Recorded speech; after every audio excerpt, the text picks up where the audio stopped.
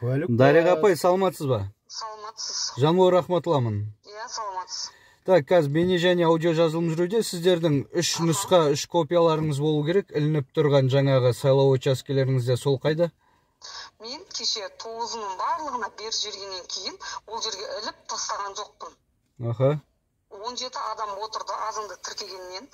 Содан кететіні кетіп, қалғаны қалып, 9 адам отырды. 9 адамнан сұрадым, қайсыңызға қандай хаттама керек дедім. Сол жерде екеуі қалалық деді, біреуі облыстық, осы бір мандаттық деді. Сөйтіп біреуі сұрады, маған полный отчет керек бесеу деп. Біткенше үшеуі қалды, қалғанына біткенше хаттамаларын беріп жібердім. Жарайды, сіз Жамбыл, яғни менің атымнан да біреуге берген болып тұрсыз ғой, бір сенімді өкілге жаңағы апай айтып жатқандай. Енді білмеймін ғой, енді именно қайсысы екенін, бірақ сол жерде осы областойда ненде алып кеткендер отырды сол жерде. Түсіндім. Енді сайлау учаскесінде дауыс берушілер келіп танысу үшін арналған жаңа хаттаманың көшірмесі тұрады. Сол қайда?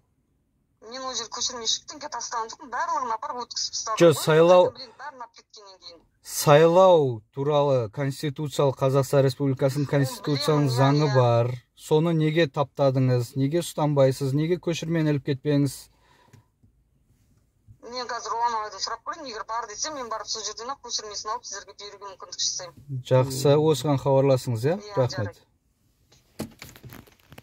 Сенімді өкілің дейді. Менің басты қарсыласым бұлай Садуов Талғат болды ғой. Соның туған інісі Бекзат Садуов. Сайлау комиссиясының төрағасы. Қазір уақытша шектелсе де.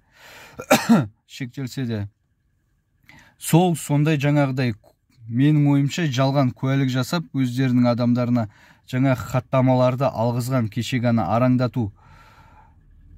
Ораздың баласы дейді, мақсат деген арандату ұйымдастырып атқанда, сол сәтте сол жаңағыдай хаттамаларды жинап мен ала алмай, сосын соларды бұрмалау мақсатында сондай әрекеттерге барды деп ойлаймын.